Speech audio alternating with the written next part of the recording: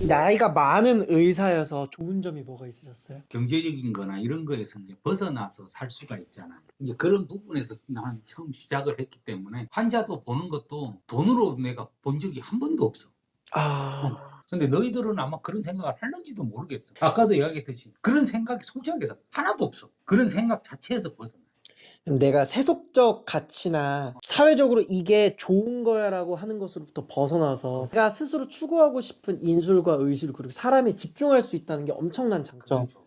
배울 때도 거기에 집중해서 배울 수 있겠네요. 제대로 살라 그러면 돈은 벌어야 된다. 이 세상 살면서. 돈은 팍팍 모아라. 근데 55세 이후에는 돈의 노예가 절대 되지 마라. 너희들도. 왜 나이가 55세 이렇게 넘어서 60대, 70대 가서도 돈 하면서 살래? 거기에서는 정말 벗어나라. 그런 인생을 살아라. 몇 명들한테는 그런 이야기를 했던 건데. 다르게 표현을 하면 경제적인 기반을 다져놓았기 때문에 다른 시각으로 의술을 바라볼 수 있었다는 거죠. 그렇지. 경제적인 것을 좀 큰 이유로 의사가 되는 걸 필요 이상으로 세속적으로 보거나 폄하하거나 할 필요는 없을 것 같아서 사실 그렇게 여쭤봤어요. 그 이유 과정이 너무 힘들거든. 그냥 돈 해가지고 그 생각 가지고 이걸 하다 보면 공부하다 짜증이 나더라도 그 생각할 거 아니야. 그거 가지고 과연 버텨나갈까?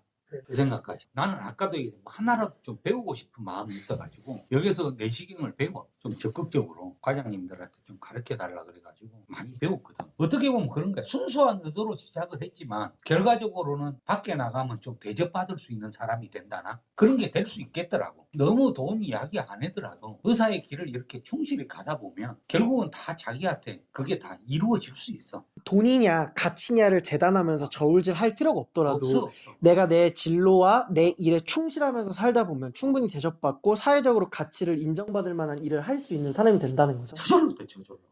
돈을 보고 의대를 입시하는 사람들한테 그거에 대해서 신랄하게 비판하는 사람도 있고 현실적으로 맞는 얘기다. 그것도 충분히 좋은 동기다라고 말하는 사람도 있는데 그걸 아우르는 좋은 대답인 것 같아요. 나이가 많이 돼서 의대를 입시를 준비하려는 분들은 분명히 나름의 과거가 있을 거예요. 어디 학생이었든 학교를 다녔든 아니면 뭐 공무원을 했든 과거 일들이 있었을 텐데 그런 것들이 의사로서 삶에 자연스럽게 녹아들어서 가치를 발휘한다고 생각하세요? 반면교사라는 게 있잖아요. 근데 일반적인 직업들은 죽을 때까지 한 가지만 가지고 갈 수가 없어. 정년퇴임까지 하든 이게 중요하지 않아. 어떤 형태든지 간에 여러 가지 직업을 가질 수밖에 없어. 나는 그런 거로 생각을 한다면 10년을 했던 것이 뭐 허송세월을 했다고 나는 보지를 않아. 10년을 살고 그만두고 다른 길을 가든 30년을 살고 내처럼 다른 길을 가든 그 10년 살고 30년 사는 그거를 나는 충실히 살아야 된다. 충실히 산다면 그게 반면교사가 되어서 그 이후에 제 2의 삶에 충분히 가치 있는 시간들이 될 수 된다는 있다는 거지. 거죠. 미련도 없었고 충실히 살고 그런 결정을 내렸다면 미련도 없어 그만큼. 충실히 살아봤느냐라는 질문을 스스로한테 반드시 해. 해보고 그럼에도 불구하고 이렇게 하고 싶느냐라고 질문을 했을 때 얘가 나오면 그때 준비하라고 말씀할 수 있겠네요. 10년, 30년을 허송세월하면서 그냥 봉급만 이렇게 축내고 뭐 살았다. 이런 사람들이 새로운 인생 살기가 쉽겠나 그게 준비하는 거. 앞으로 어떻게 사실 거예요? 이 세상이 나를 필요로 하는 순간들이 올 거예요. 그때 내가 이런 준비된 생활을 살고 있으면 그 기회를 잡을 수 있을 거예요. 자연스럽게. 좀 더 넓게 누군가를 이렇게 좀 보탬이 되고 사회에 보탬이 되는 그런 쪽의 일들을 하고 이 세상 참 여행 한번 잘했구나. 그런 식으로 마감을 하고 싶지. 그거는 진실이야.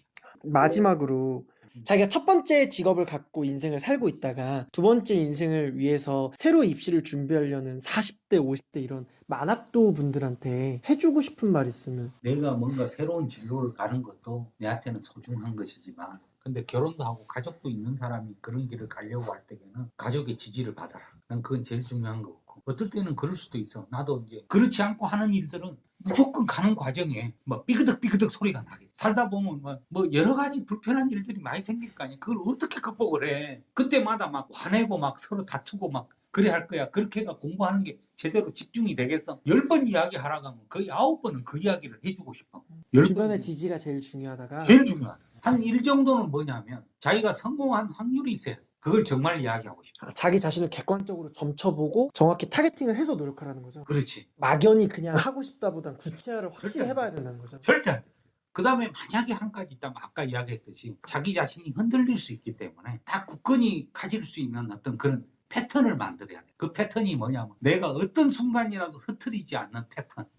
그게 거꾸로 자기한테 자신감을 줄 수가 있고, 아무리 바빠도 일주일에 한 번은 주일 미사에 간다든지, 똑같은 공부인 것을 그렇게 만들지 말고 공부가 아닌 소중한 거, 내 인생의 소중한 거를, 그거를 어떤 순간이라도 나는 놓치지 않았어. 그런 생각 없이 그냥 공부하겠습니다 하는 거 가지고는 우선 지지받기도 어려워. 그러면 가족들한테 지지를 받기 위해선 어떻게 해야 지지를 받을 수 있을까요? 아까 이야기했잖아. 내가 최선을 하면서 살았잖아. 가정을 위해서. 내 과거에 충실한 삶이 그 지지의 근거가 되는 거죠. 그거가 되는 거야. 설득의 근거가 되는 그런 거야. 나를 위해서 이렇게 살아준 남편인데, 이 남편이 간절하게 원하는 일을 하겠다 그러는데 말을 한 문장으로 요약을 하면 제2의 인생을 도피처로 추구하는 게 아니라 정말 목표이자 꿈, 그리고 내 두 번째 충실함으로써 목표를 삼아야 그래서 절대 내가 이거 하면은 난 니 더 행복하게 해줄 수 있어, 이런 거로 지지를 삼으면 안 돼. 비록 내가 2년 3년 공부가 실패하더라도 다시 또 돌아가야 될 거 아니야. 그 가족이 나를 그대로 품어준단 말이지. 만약에 실패하더라도 하더라도. 내가 열심히 했기 때문에 돌아갈 수 있다는 거죠. 그래서 나는 의사 되면 내가 떠돈벌 거야. 난 니 더 행복하게 해줄래. 이런 식으로 지지를 받으면 절대 안 돼. 내가 지금까지 산 인생 가지고 지지를 받아야 돼. 되게 뼈가 되는 말이네. 그 진정성으로 그 지지를 받아야 되는 거지.